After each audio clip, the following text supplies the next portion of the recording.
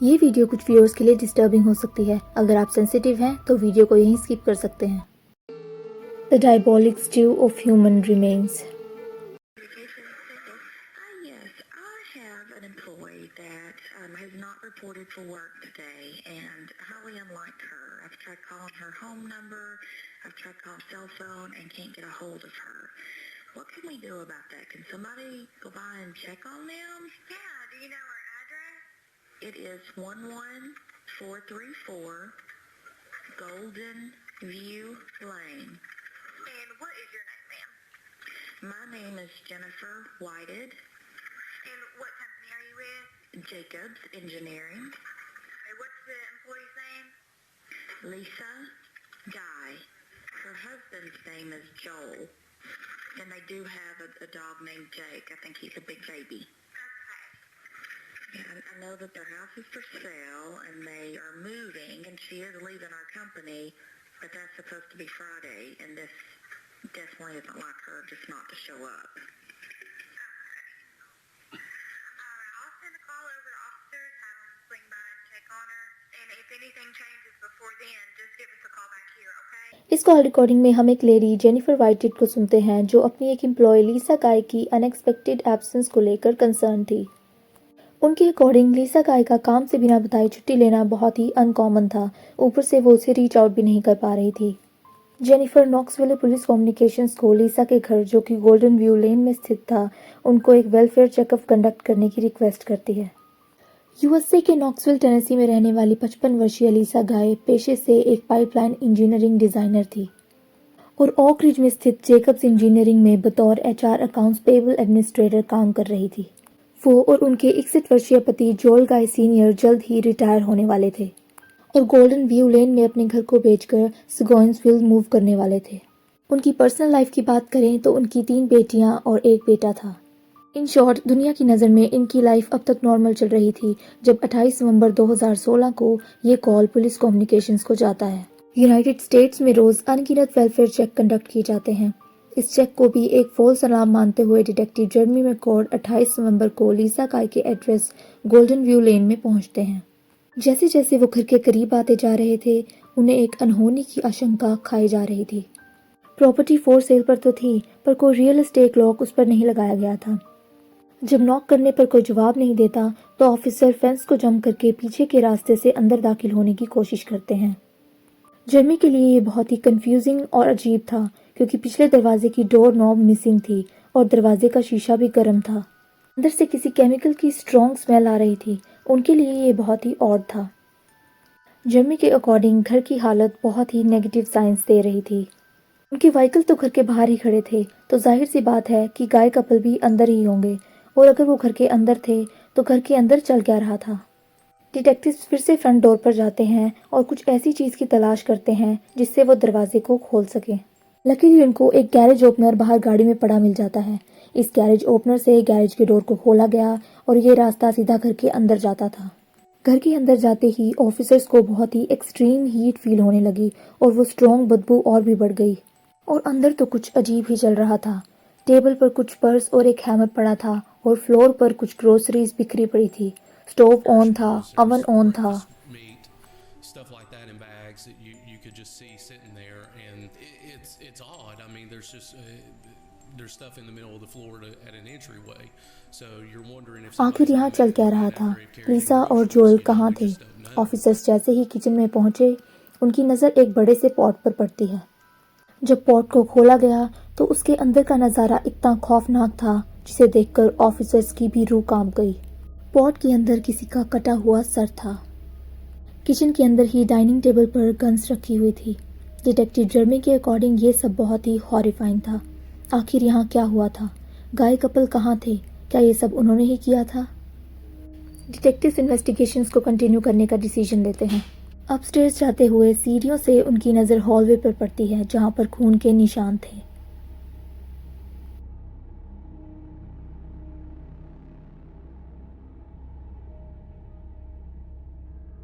और तब उन्हें बेडरूम का वो खौफनाक मंजर दिखता है। बेडरूम में कटे हुए हाथ पड़े हुए थे। सिमिलरली किचन की तरह मास्टर बेडरूम भी अपसाइड डाउन था। यहाँ बहुत कुछ गलत हुआ था। फ्लोर पर कुछ बैग्स और बेडशीट पर प्लास्टिक रोल बिखरा पड़ा था। फ्लोर पर कुछ और आइटम्स भी थी जो पूरी तरह से मेस क्रिएट कर रही थी।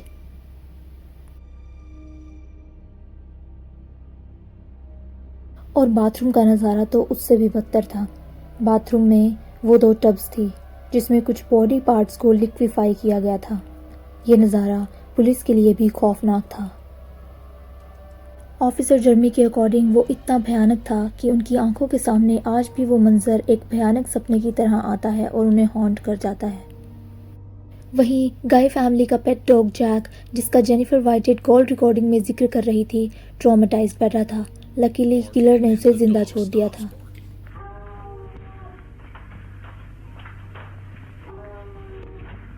नॉर्मल वेलफेयर चेकअप का ये मुद्दा सीरियस मोड़ ले चुका था। लीजा और जोएल को, जो लोग रीजनेबली एक्सेस कर सकते थे, उनसे पूछताछ की जाने लगी। जिनमें सबसे पहले आती है जोएल माइकल जूनियर गाय की हाफ सिस्टर मिशेली टायलर। वो बताती है कि लीसा गाय और जोएल माइकल सीनियर जल्द ही रिटायर होने वाले थे और सॉजनविल शिफ्ट करने वाले थे। मिशेल की अकॉर्डिंग ये पूरी फैमिली लास्ट टाइम 24 नवंबर को थैंक्सगिविंग सेलिब्रेट करने के लिए इकट्ठी हुई थी। इस गैदरिंग में वो, उसकी 2 बहनें और उसका half brother Joel Michael junior भी शामिल था। गाय कपल का इकलौता बेटा 8 वर्षीय Joel Michael guy junior Louisiana school for math, science and the art में 2006 में ग्रेजुएट हुआ था। उसने प्रीवियसली हार्नविल हाई स्कूल भी अटेंड किया था।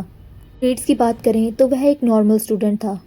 उसके जानने वालों के अकॉर्डिंग वो बहुत ही डिस्टेंट और इमोशनलेस माना जाता था, जिसकी वजह से आज तक उसका कोई फ्रेंड ही नहीं बन सका था, एक्सेप्ट वन, जिसकी हम बाद में बात करेंगे। उसने एक सेमेस्टर जॉर्ज वॉशिंगटन यूनिवर्सिटी में बिताकर as a student Louisiana State University को अटेंड किया था। लुइसियाना के बैटन रोज में एक अपार्टमेंट में रहने वाले माइकल को आज तक उसके पेरेंट्स फाइनेंशियली प्रोवाइड कर रहे थे। जी हाँ, 28 साल का जोएल माइकल गाय आज तक भी कोई जॉब नहीं कर पाया था। इस अपार्टमेंट का रेंट भी उसके पेरेंट्स पे कर रहे थे। एक मिनट, थैंक्सगिविंग के दिन पूरी फैमिली जब इकट्ठी हुई थी तो माइकल जूनियर भी तो लुइसियाना से अपने पेरेंट्स के घर आया था, तो कायदे से तो जब ये घटना हुई तो उसे भी घर पर होना चाहिए था। वो कहाँ था? ये सवाल हमें इस केस के सबसे एक्सेप्शनल एलिमेंट पर ले जाता है। जब ऑफिसर्स क्राइम सीन को इन्वेस्टिगेट कर रहे थे तो उन्हें माइकल जूनियर द्वारा लिखे गए कुछ नोट्स मिले थे, जिसमें लिखे गए एक हॉरिफिक प्लान को पढ़ के सबके रोंगटे खड़े हो चुके थे। दुर्भाग्य से इस कहानी का विलन गाय कपल का इकलौता बेटा माइकल ही था। हैरानी की बात तो ये है कि माइकल ने इस पुअरली कंसीव्ड प्लान को बकायदा पेपर पर लिखा था। उसका इरादा तो शायद इस प्लान को एग्जीक्यूट करके बिना किसी के शक के घेरे में आए इन नोट्स को डिस्ट्रॉय कर देना था, पर लकीली पुलिस को बेडरूम में रखा वो मेहरून कलर का बैग मिल गया था। इस प्लान की टू डू लिस्ट में जो एक्सप्लिसिट कंटेंट था वह सिर्फ दिल दहला देने वाला ही नहीं, बल्कि माइकल के विकेड और सिनिस्टर माइंड की ओर भी इशारा करता था। इस टू डू लिस्ट में वो अपनी पेरेंट्स की बॉडीज को काटने के लिए killing knives, carving knives, sledge hammer और बोन क्रशर लाने की बात करता है। हड्डियों को क्रश करने के लिए ब्लेंडर और चमड़ी को ग्राइंड करने के लिए वो फूड ग्राइंडर लाना भी नहीं भूलता। खून के धब्बों को साफ करने के लिए डीनेचर ब्लीच और डीनेचर प्रोसेस में होने वाली गंदगी को साफ करने के लिए प्लास्टिक पिंस, डिस्पोजल प्रोसेस के लिए प्लास्टिक शीटिंग, ये सब आइटम्स उसके प्लान में शामिल थी। इसकी क्रूरता तो देखिए, बॉडी को लिक्विफाई करके वो डेथ के समय को रिवील करने वाले एविडेंसेस को मिटाना चाहता था, जो अकॉर्डिंग टू प्लान नहीं गया, क्योंकि एक्सरसाइज रूम में ब्लड के धब्बे इतने सीवियर थे कि उन्हें साफ कर पाना बहुत मुश्किल होने वाला था। और घटना के कुछ दिनों पहले वो ये सारी आइटम्स खरीदता हुआ भी दिखा। उसने हर ट्रांजैक्शन में कैश यूज किया था। पर लिस्ट अभी और भी लंबी और क्रूर थी। Don't have to get rid of the body if there is no forensic evidence on the body. शायद वो अपने प्लान के मेसी लिक्विफिकेशन पार्ट को रेफर कर रहा था। अगर बॉडीज लिक्विफाई हो जाती तो किसी भी तरीके का एविडेंस मिल पाना मुश्किल हो जाता। यहाँ एक स्पेकुलेशन ये भी थी कि उसका शायद अपने फादर जोएल को फ्रेम करके बस उन्हें लूटना नहीं, बल्कि जो रेपुटेशन उन्होंने सारी उम्र कमाई है उसे छीनना भी था। उसने उनके हाथों को भी इसलिए काटा होगा ताकि वो जहाँ चाहे उसके फिंगरप्रिंट लगा सके और उनकी डेथ के बाद भी उन्हें फ्रेम कर सके। और आगे का प्लान तो और भी क्रूर और निर्दयी हो जाता है। अपने फादर को डेथ रोड पे लाने की उसकी तरकीब ये थी कि वो फ्लोर पे कुछ गिराकर उन्हें फिक्स करने के लिए बुलाएगा, और जब वो उसे फिक्स करने के लिए झुकेंगे तो उन्हें मार देगा। और फ्लोर को भी अपनी माँ के आने से पहले ब्लीच से साफ कर देगा, और जैसे ही उसकी माँ आएंगी तो उन्हें भी नाइफ से मार देगा। यहाँ एक बात और गौर करने की है कि वो उनके पेट डॉग जैक को भी इस नरसंहार में शामिल करना चाहता था, पर बाद में किसी अननोन रीजंस की वजह से वह उसका नाम काट देता है। उसके बाद उसका प्लान था कि बॉडीज को प्लास्टिक बिन में डालकर ऊपर के शावर के नीचे ले जाएगा और जोएल सीनियर की आर्म्स को काट के उसकी चमड़ी को लीसा के फिंगर नेल्स में डाल देगा ताकि उनका डीएनए शावर से साफ ना हो सके और सारा शक जोएल सीनियर पर जाए। बट उसका ये प्लान तब फेल हुआ जब उसके फादर ने फाइट बैक किया होगा, क्योंकि इन्वेस्टिगेशन के टाइम शावर में कोई भी नहीं था। अपनी पेरेंट्स की बॉडी को लिक्विफाई करने के लिए उसने 2 टब्स भी रखे थे। वो लिक्विफाई होने के बाद उस मलबे को फ्लश करने वाला था। उसने घर की हीट भी इसलिए बढ़ाई थी ताकि डीनेचुरेशन प्रोसेस सक्सेसफुल हो सके। बाद में वो उस घर को जलाकर सारे एविडेंसेस को मिटाने का फुल प्रूफ प्लान बना चुका था। नोट के एंड पेज पर आते आते तो सारे प्लान का सोल पर्पस भी रिवील हो गया। उसने अपने पेरेंट्स को मारने के बाद अपने इंश्योरेंस और विरासत में मिलने वाली एसेट्स में अपने हिस्से का पूरा एस्टिमेटम तैयार किया हुआ था। दूसरा, लीसा के नाम $5000 की लाइफ इंश्योरेंस पॉलिसी थी, जिसके अंडर अगर उसे कुछ होता है तो उसके अमाउंट का डबल इंडेमनिटी उसके परिजनों को मिलने वाला था। इस क्रूर नरसंहार का मोटिव साफ हो चुका था। ये सब थॉरोफली डिप्रेसिंग था कि वो इंश्योरेंस और विरासत से होने वाली विनिंग्स को कैलकुलेट कर रहा था। पुलिस को अब इस मर्डर का कल्प्रिट मिल चुका था, लेकिन सवाल ये था कि वो है कहाँ। इसका जवाब पुलिस को जल्द ही मिल जाता है। वो लुइसाना के बेटन रॉज में एक अनप्लान्ड ट्रिप पर था। दरअसल जब उसके फादर और उसके बीच में झड़प हुई थी तो उसे भी कुछ इंजरीज आई थी, पर्टिकुलरली अंगूठे पर एक बहुत ही गहरा कट। इनिशियली वह उसे बैंडेज से ट्रीट करने का सोचता है, जिसके लिए वो सेम वॉलमार्ट में जाता है जहां उसकी मदर ने लास्ट टाइम ग्रोसरी की थी।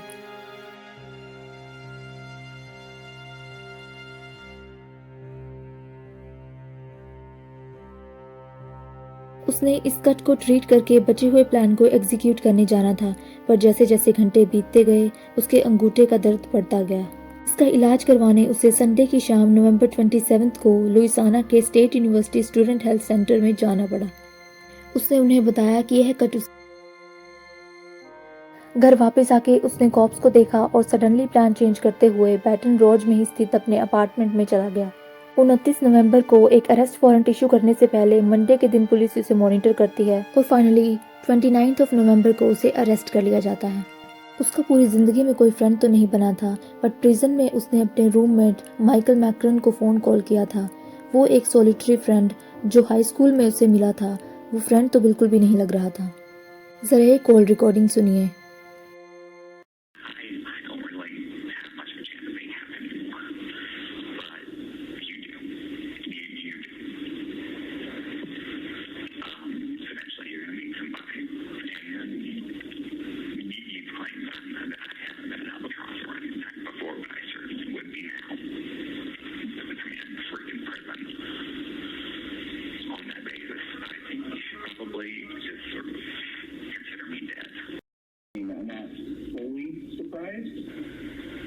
All of that aside, I am angry and lost and confused and disappointed and upset and mourning you like your day, even though I'm talking to you on the phone and I don't.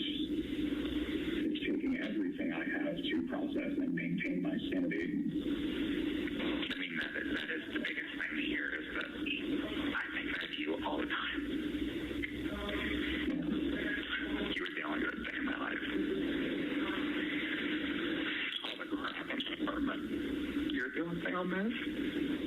ये पहली बार था जब Joel गाय junior ने किसी human के लिए कोई emotion दिखाया था, वरना कोर्ट ट्रायल्स में उसे देखें तो वो बिल्कुल ही रिमोर्सलेस और किसी भी तरीके से कोई पछतावा ना करने वाला दिख रहा था। उसके प्रोसिक्यूटर्स ने उसके निर्दोष होने की दलील दी, पर उसने एक याचिका दायर की कि अगर वो दोषी साबित होता है तो उसे डेथ पेनल्टी दी जाएगी। ट्रायल पूरे 4 दिन तक चला और अंत में उसे दोषी करार किया गया, पर डेथ पेनल्टी के बदले उसे लाइफ टाइम इम्प्रिजनमेंट की सज़ा दी गई। 2023 में उसके द्वारा इस फैसले को ओवरटर्न करने की अपील की गई थी, जिसे रद्द कर दिया गया था। करंटली जोएल गाय जूनियर टिप्टन विले टेनेसी के नॉर्थ वेस्ट करेक्शनल कॉम्प्लेक्स में अपनी सज़ा काट रहा है। इस चीज़ की कल्पना भी नहीं की जा सकती कि जिस औलाद को चलना, बोलना और उठना बैठना सिखाया हो, जब उससे ही अपनी जान बचाने के लिए लड़ना पड़े, इससे खौफनाक और भयानक कुछ नहीं हो सकता। बस इतनी ही प्रार्थना कर सकते हैं कि जोल गाय जूनियर जैसा बेटा किसी को ना मिले और गाय कपल की आत्मा को शांति मिले। आज के लिए बस इतना ही दोस्तों। उम्मीद करती हूँ कि आपको वीडियो पसंद आई होगी। फिर मिलते हैं एक ऐसी ही ट्रू क्राइम स्टोरी के साथ। तब तक चैनल को लाइक करें, सब्सक्राइब करें और कमेंट करना ना भूलें, क्योंकि आपका सपोर्ट ज़रूरी है। I got nightmares in my head, I fear that the thoughts build up until I can't hear.